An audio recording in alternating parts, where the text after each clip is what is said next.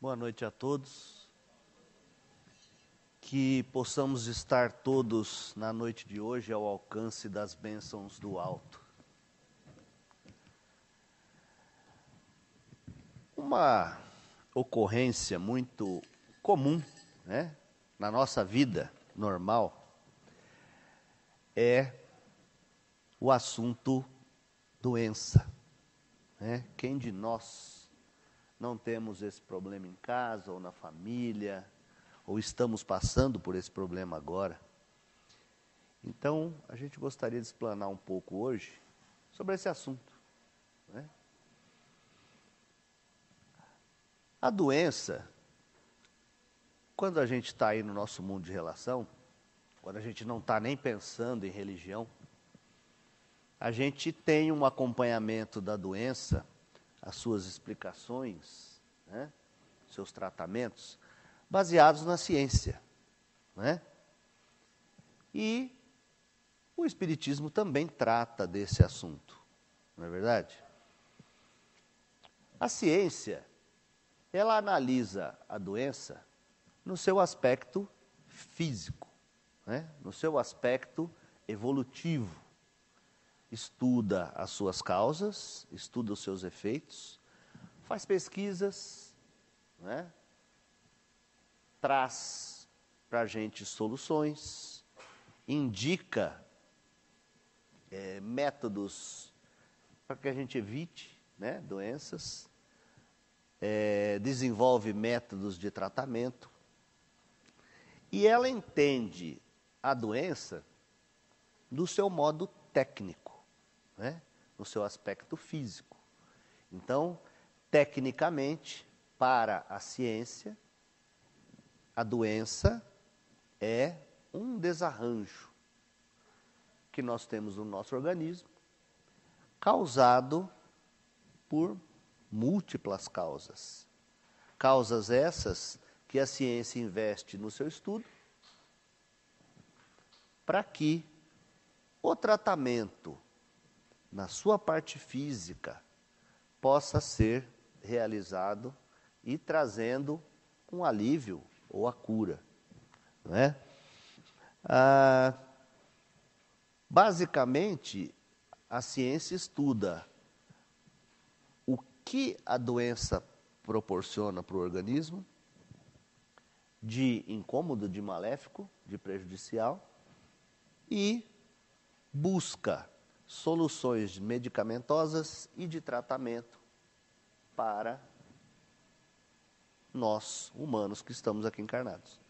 Então, a rede, vamos dizer assim, a rede científica da busca da cura ou do alívio da doença, estão aí, né, nas farmácias, nos consultórios médicos, nas clínicas de fisioterapia, nas salas cirúrgicas e etc. Isto está à nossa disposição. E o Espiritismo nos traz que tudo que está à nossa disposição deve ser usado. Portanto, a ciência é o que mais a gente usa nos casos de doença. Com o advento do Espiritismo, o Espiritismo trouxe-nos um outro enfoque sobre a doença, não contrariando o que a ciência nos traz, não contrariando os tratamentos que a ciência nos proporciona, né? Mas explicando também outras causas e outras maneiras da gente encarar a doença.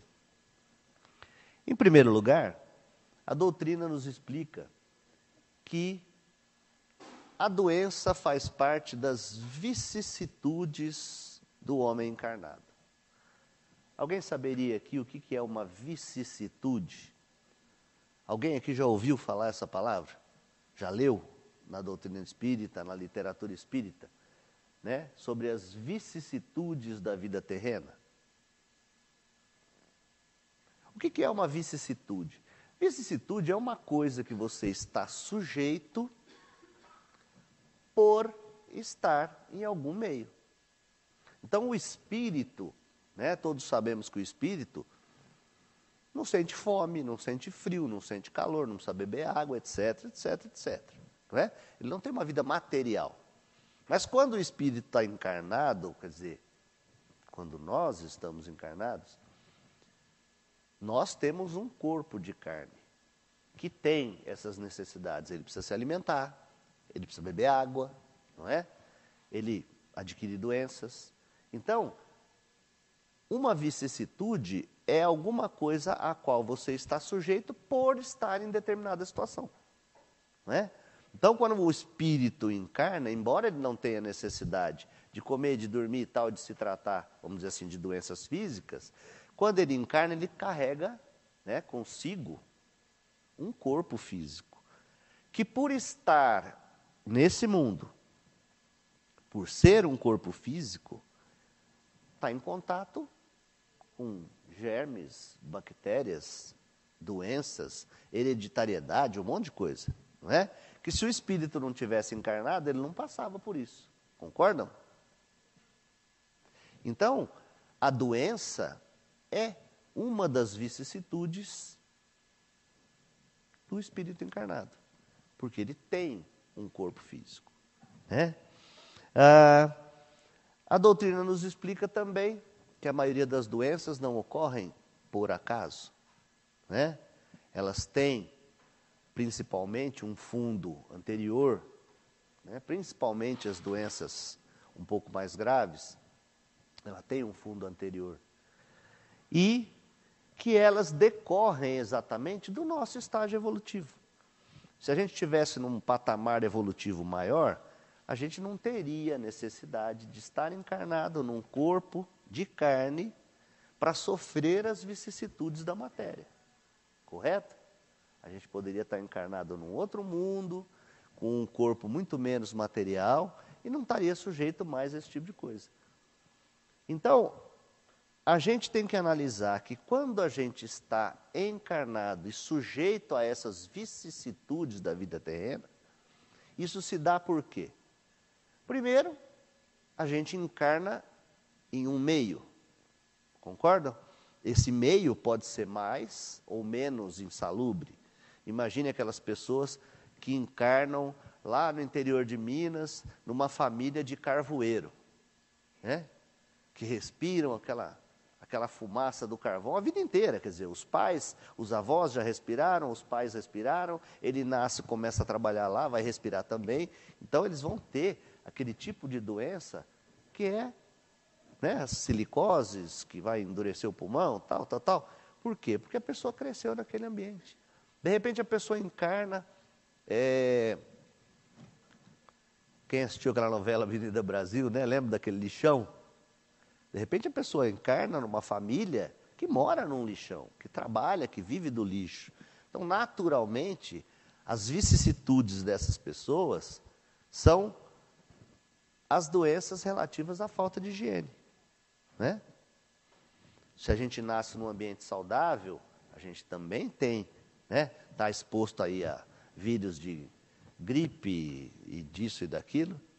Então, a gente tendo um corpo de carne, primeiro, tendo nascido num determinado canto, num determinado grupo, num determinado local, está sujeito às doenças que são daquele local. Imagina assim, a gente ouve muito falar naquele vírus Ebola, né? E morre de medo dele vir para cá, porque aquilo vem, prega e mata. Está lá, meio que fixo lá na África, né? Afetou aquele pessoal que está lá, né? Essa tal dessa gripe aviária aí que matou gente lá no Oriente e tal, né? Foi daquele grupo de pessoas.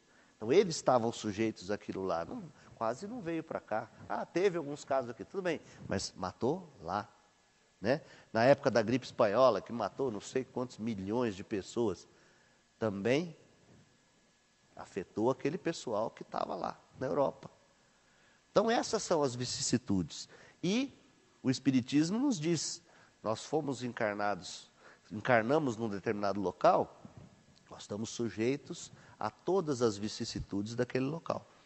Inclusive, não só como doença, com educação, com superstição, com perseguição religiosa, etc. Né? Tudo são as vicissitudes da gente ter encarnado naquele lugar. A gente vai passar por esses problemas porque encarnou lá. Uma outra vicissitude por a gente estar encarnado é a hereditariedade. A gente sabe que tem doenças que se transmitem, né, para os descendentes. Então, de repente, a gente nasce numa família que tem uma hereditariedade de alguma doença e a gente vai adquirir aquela doença. Não é? Foi por acaso isso? Não, não é? Nada é por acaso. Então, se a gente está naquele local e está tendo esse tipo de problema, é porque a gente precisava de passar por aquele problema. Temos também nossas predisposições de vidas anteriores, né?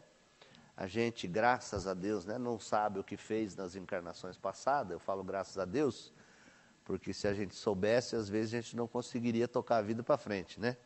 Então, graças a Deus, quando a gente encarna, a gente passa por esse esquecimento das nossas vidas passadas. Mas os nossos desatinos de vidas passadas se impregnam em nosso perispírito.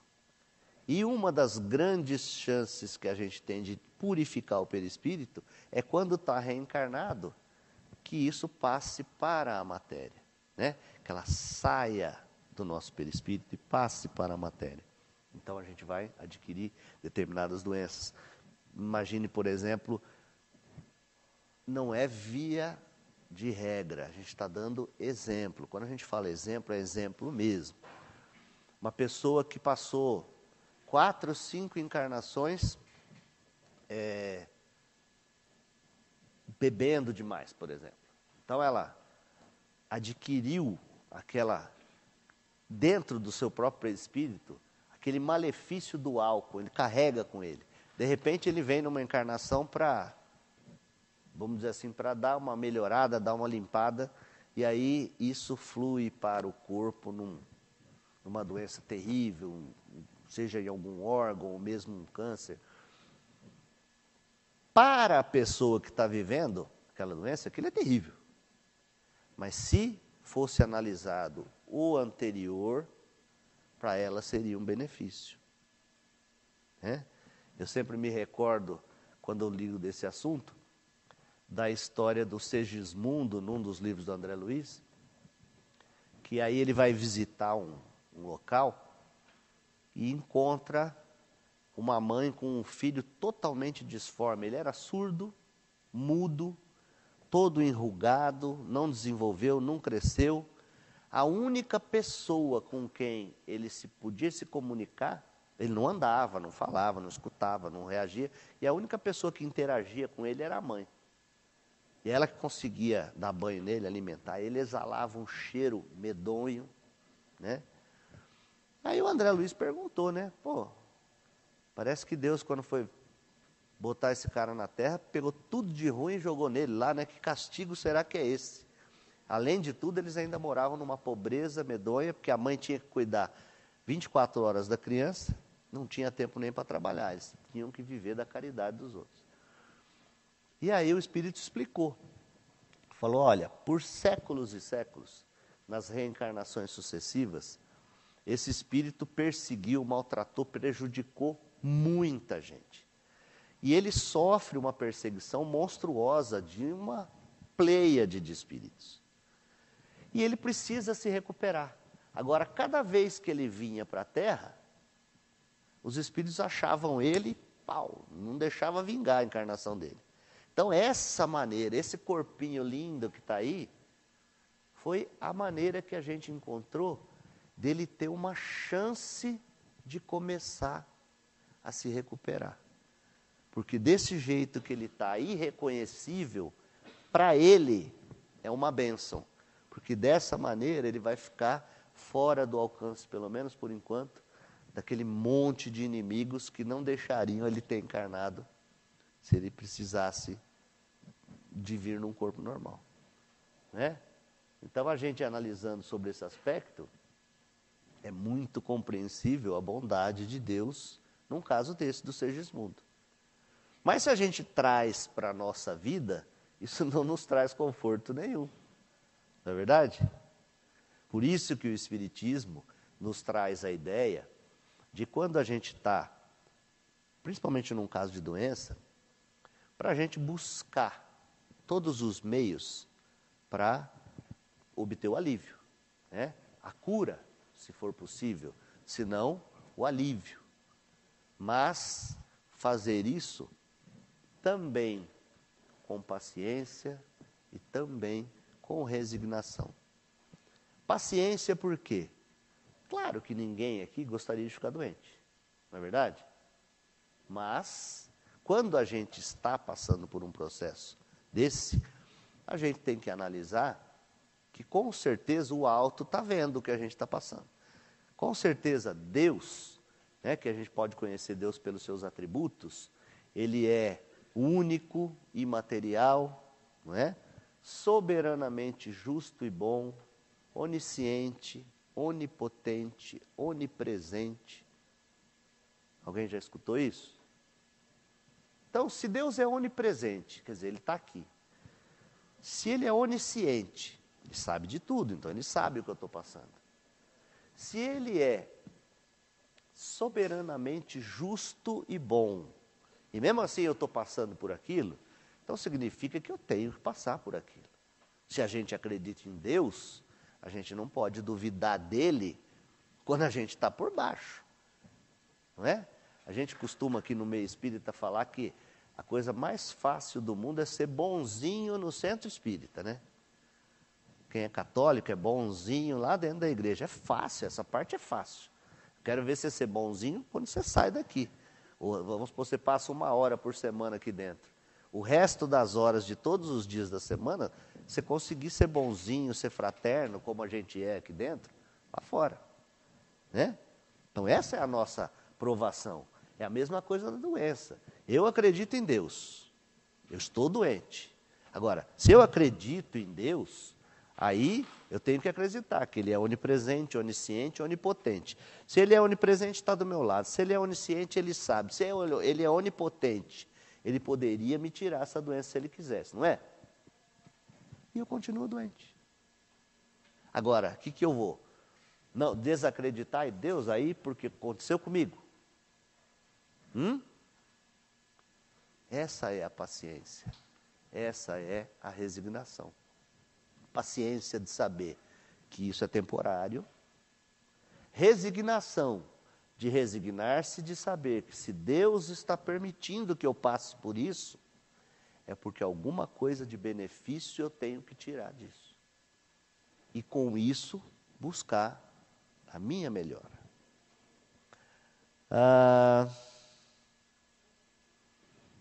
Doenças podem ocorrer também através de uma relação fluídica, né? Seja de outras pessoas, seja de outros espíritos, seja de nós mesmos. E aí é até estranho, né? Porque quando a gente está passando por um processo obsessivo, o panorama que a gente entende é o seguinte: eu sou o coitadinho que estou sendo atacado sem poder ver o espírito que me ataca, e ele é o carrasco. Não é assim? Que vem me perturbar e me desequilibra, e me desequilibrando eu fico doente. Certo? Não é assim que a gente pinta esse panorama? Eu costumo sempre contar uma história que aconteceu na sala do saudoso seu Rubens.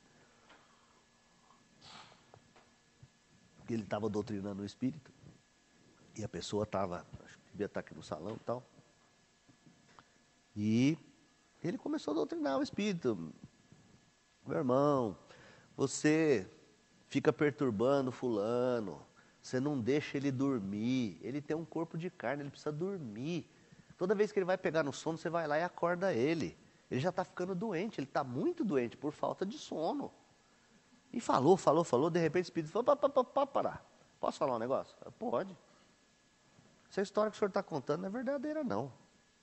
Não, por que não? Você não deixa ele dormir mesmo. Eu falei: não deixo mesmo, o espírito falou. Porque toda vez que ele dorme, ele vem aqui para o plano espiritual, corre atrás de mim e me bate até ele cansar. A única maneira que eu encontrei de não apanhar aqui no plano espiritual, é não deixando ele dormir. Olha só. Olha um outro ponto de vista, né? A pessoa veio aqui, não sei nem se a pessoa ficou sabendo disso. Eu acredito que não, mas ele veio aqui para o centro espírita porque o espírito não deixava ele dormir. Um obsessor não deixava ele dormir. Então ele tinha um carrasco, né? E quando o fato era justamente bem diferente. Não é verdade? Então, essa relação fluídica também pode nos trazer doenças.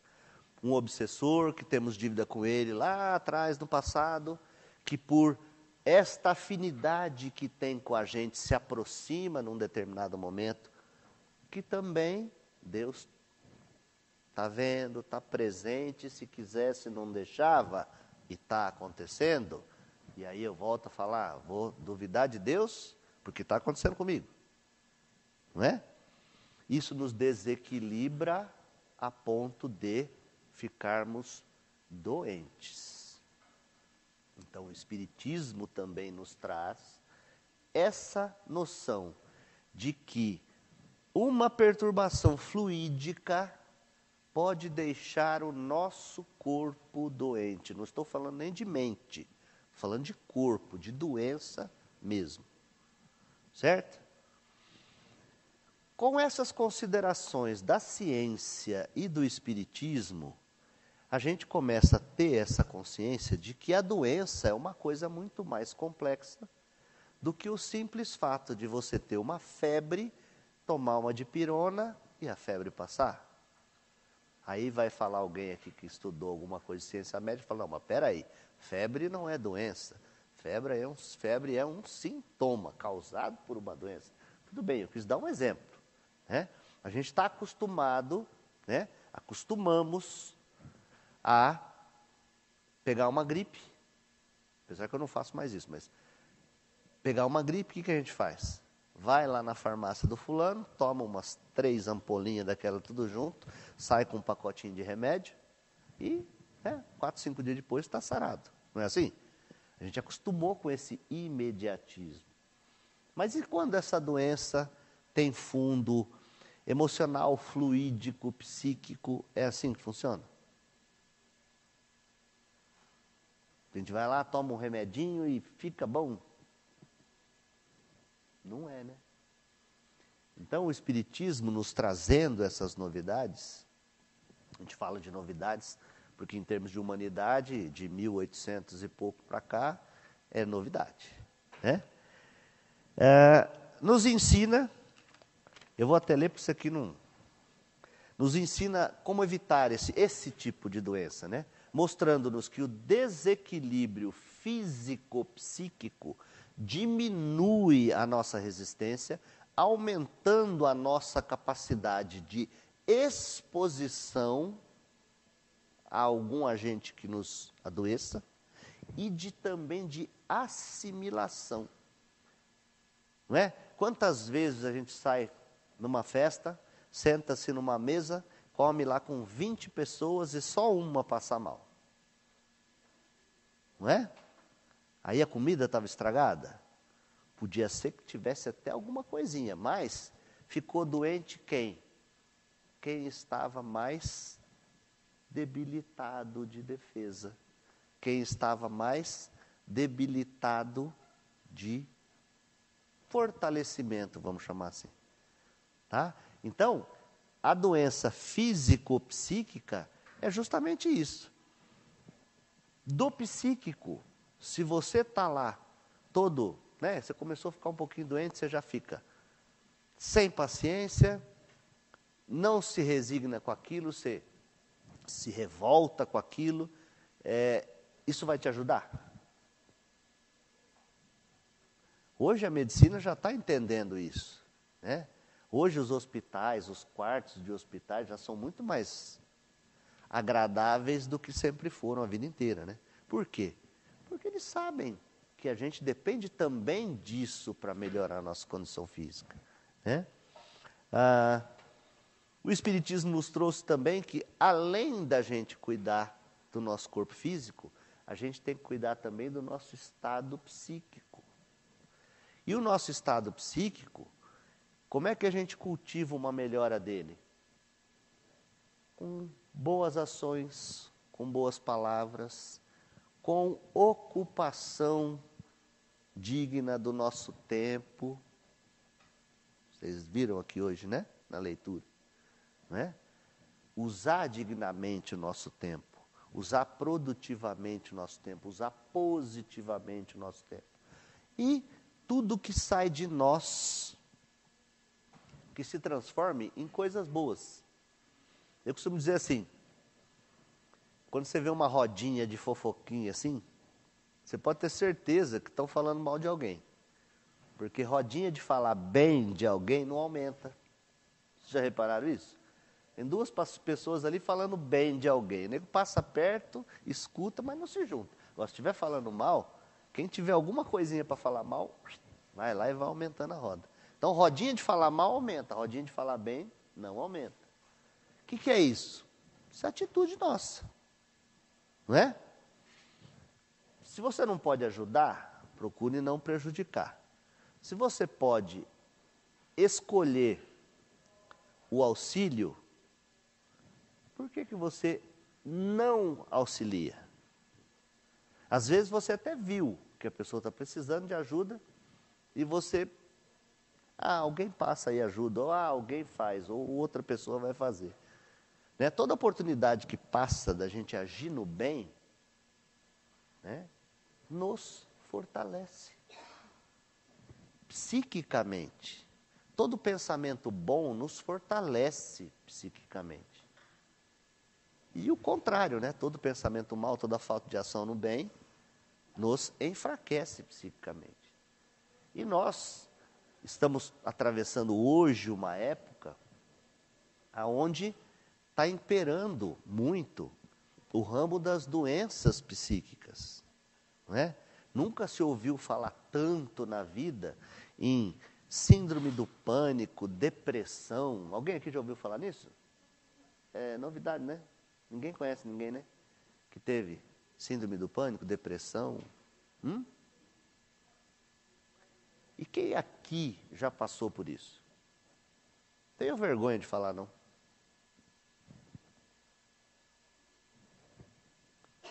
Quem passou sabe como é terrível. Né? É você estar plenamente saudável, é você estar até se alimentando bem, é você estar no pleno gozo das suas faculdades mentais e estar num desânimo monstruoso, que nem um dia bonito de sol não te anima, nem um sol no teu rosto não te anima, nem ir trabalhar não te anima, nem assistir televisão não te anima, nem andar te anima, nem conversar com as pessoas te anima. Isso é terrível. E naturalmente isso vem e traz para a gente o quê? Doença física. Não é mesmo? Então o Espiritismo nos alerta para o seguinte: se a gente estiver enfermo, primeiro, que isso é um alerta, uma advertência para que a gente busque um reajustamento para voltar ao equilíbrio. Certo? Aí a gente falou assim, bom, físico e psíquico, né? Físico a gente vai buscar onde? Quem falou isso? Escutei. Médico. Imprescindível. Tá? A pessoa entra num quadro depressivo, aí vai no centro espírita, começa a fazer um tratamento espiritual. A gente vê um monte de casos assim, a pessoa começa a melhorar um pouco, para de tomar os remédios. É certo isso? O que vocês acham? Claro que não. Porque a cura é uma coisa maior do que isso. Tem o físico, tem o psíquico, tem o fluídico, tem o emocional, não é? E os medicamentos estão aí para isso. Hoje tem uma pleiade de medicamentos, né, para isso. Então, se a pessoa está tomando medicamento, começa a vir no centro, começa a melhorar, para parar o medicamento, ela tem que ter alta do médico. Não é? E qualquer lugar que se arvorar de falar que faz cura espiritual e que a pessoa pode jogar o remédio, se a pessoa fizer isso, vocês lembram daquela piadinha? do fanho e do aleijado que foram lá no cara que curava? Já ouviram essa? Aí o fanho foi lá e o aleijado, o cara curava. Aí ele fala assim, aleijado, joga uma muleta fora. O aleijado, pá, joga. Aleijado, joga outra muleta fora. O aleijado, pá, joga. Aí ele fala, fanho, fala alguma coisa. Ele falou assim, o seu curador, o aleijado caiu. Não é? Não é assim que cura. Ninguém faz assim e cura. Não é? O Espiritismo trouxe para a gente o conhecimento desse outro lado da doença, para que a gente pudesse conhecer a verdade. Jesus falou, conhecereis a verdade e ela vos fará livres. Livre do quê? Desses enganadores que tem por aí. Não é? Quando a gente estuda a doutrina espírita, a gente começa a ter discernimento para ler alguma coisa, até num livro dito espírita, e falar, ô, peraí, isso aqui está muito esquisito. Não é? Porque tem gente que, qualquer coisa que lê, passa a adotar como verdade. Como tem muita gente que assiste aqueles programas da tarde lá, e o cara fala assim, comer talo de agrião pelo nariz cura do diabetes. Aí o cara começa a enfiar talo de algodão, né? Porque fulano apareceu na televisão, falou. Então é mais ou menos assim. Se a gente não conhece as coisas, a gente vai ficar o quê? Sujeito ao charlatanismo. Né? Então, se algum lugar que vocês forem e proporcionar para vocês um tratamento espiritual e chegar para vocês e falar, pode jogar fora os teus caixinhos de remédio, eu sugeriria que vocês jogassem fora essa frequência nesse local. Porque não é assim que as coisas funcionam. Se fosse tão simples assim, não é? O Espiritismo também nos trouxe essa ideia do psiquismo e nos mostra que toda doença que você tiver, independente do que for, com tristeza, desânimo, revolta ou agressividade, ela piora. Então, não resolve. Não é? Pessoa que fica revoltada, fica desanimada, fica triste, não sei o quê, ela está investindo contra a sua própria saúde. Por quê? Porque isso faz dela mesma uma descarga fluídica que ela mesma começa a se contaminar de coisas ruins. Que devemos buscar todos os meios para a sua cura ou alívio, todos os meios ao nosso alcance, seja na medicina, seja na busca de recursos espirituais, mas tudo ao mesmo tempo.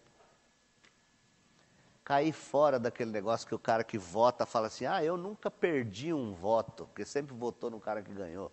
Olha que ignorância. Né? Ou então a pessoa vai buscar um recurso espiritual e abandona o outro. Porque aí eu não vou saber o que me curou. Olha que legal. Não, é que eu fui no centro, eu comecei a melhorar, então parei de tomar o remédio, porque foi o centro que me curou. Para que isso? Deixa o remédio curar, o centro curar, a outra pessoa lá que está te ajudando a te curar, deixa todo mundo curar, você não precisa saber qual que curou você. Você buscou todos o que estava ao seu alcance. E é lícito a gente buscar tudo que está ao nosso alcance. E que devemos buscar sempre pelas causas, né, que a gente possa imaginar de doença, e na mudança do comportamento, principalmente, quando a gente sentir que isso tem um fundo fluídico, que a gente possa estar se contaminando, seja com desânimo, seja com tristeza, seja com comportamento inadequado, seja com o que for. Né? Se a gente percebe que isso está prejudicando a nossa saúde, a gente tem que mudar o comportamento. Né? Em resumo, ajuda médica, ajuda de recursos espirituais e mudança de comportamento, somados à paciência e à resignação, esse é um grande caminho para a nossa cura. Que Jesus possa estar conosco nos nossos dias. Boa noite.